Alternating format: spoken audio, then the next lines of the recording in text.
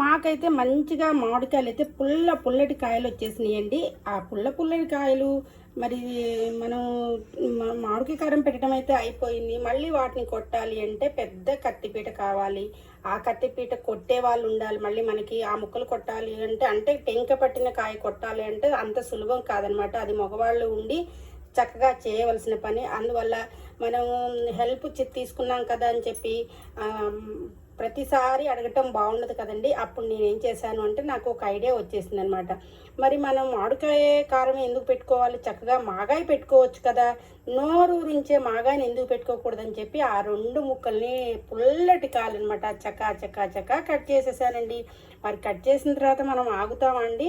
3 రోజులైతే ముక్కలు ఎండబెట్టేసరికి చక్కగా వరుణదేవుడు ఎండ ఎలా వస్తుంది, మనకి ఎండ చక్కగా వస్తుంది కాబట్టి 2 రోజుల్లో ముక్కలన్నీ కూడా చక్కగా ఎండిపోయినాయండి.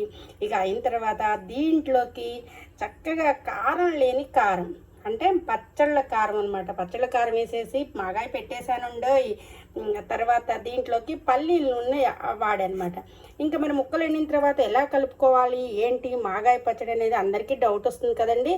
ఏం లేదండి, చక్కగా ఆ ముక్కల్ని కొన్ని మనకి ముక్కలు ఊరపెట్టిన ప్రాసెస్ అండి, మళ్ళీ చెప్పడం మర్చిపోయినాను. ముక్కలు ఎండే ముందు ముక్కల్ని కట్ చేసుకున్న తర్వాత ఒక రోజు మొత్తం కూడా పసుపు ఉప్పు పట్టించేసి ముక్కల్ని మొత్తం కూడా అలా ఉంచేసేయాలి. ఒకరోజు నైట్ మొత్తం ఉంచేసి నెక్స్ట్ మరునాడు వాటిని ముక్కల్ని గట్టిగా పిండేసి చక్కగా వాటిని ఎండపెట్టేసేయాలి. ఇంకా మనకి అవి 1 రోజులో ఎండినా 2 రోజుల్లో ఎండినా కానీ చక్కగా మళ్ళీ మనం పిండినప్పుడు ఇది కొంచెం రసం అనేది, మామిడికాయ రసం అనేది అలా ఉండిపోతుంది. ఆ రసంలోకి చక్కగా కారము, తగినంత ఉప్పు, మెంతి పిండి, ఇంగువ వీటన్నిటినీ కలిసి యాడ్ చేసేసి చక్కగా మాగాయనైతే ఇలా కలిపేసుకోండి. ఈ మాగాయ పచ్చడి అయితే చాలా బాగుంటుంది, చాలా టేస్టీగా ఉంటుంది. నేను చెప్పడం కంటే కూడా మీరు ఒక్కసారి ఈ కారాన్ని కలిపి చూడండి. ఈ కారాన్ని ఒక్కసారి అయితే మీరు కలిపి చూడండి ఎంత బాగా వస్తుందో.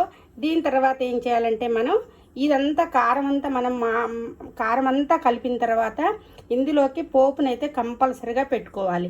ఇది ఇంత క్వాంటిటీలో పెట్టినా ఇంకా ఎక్కువ క్వాంటిటీలో పెట్టినా కానీ ఒకేసారి పోపు అనేది పోసుకోవాలి.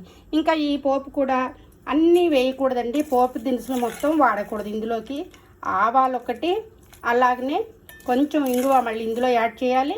తర్వాత మిరపకాయలు, ఈ మూడింటినే మనం వాడుకోవాలి. ఇది కూడా పోపు అంతా కూడా పక్కన పెట్టేసుకోవాలి, చల్లారి పెట్టుకోవాలన్నమాట. పోపు అంతా అయిన తర్వాత చల్లారి పెట్టుకున్న తర్వాతనే మనం పచ్చట్లోకి యాడ్ చేసేసేయాలి. చూసారు కదా కమ్మటి నేను మాగాయ పచ్చడిని ఎలా పెట్టాను, ఎంత సింపుల్గా చేశానో చూడండి. టేస్ట్ మాత్రం అద్దరిపోతుంది అనమాట, అంత బాగుంటుంది. మాగాయ పచ్చడి అందరికీ తెలియదండి. ఇదొక్కసారి ఈ వీడియో చూస్తే మాత్రం చక్కగా మాగాయని కలుపుకొని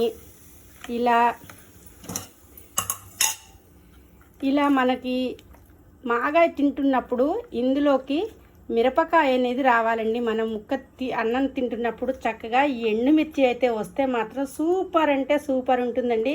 నేను చెప్పటం కాదు కానీ నోరూరించే పచ్చడి నేను చెప్పటం కాదండి. మీ ఇంట్లో మీరు తయారు చేసుకొని ఈ నోరూరించే పచ్చడి మీకు కూడా అట్లానే అనిపించిందా అనేది నాకు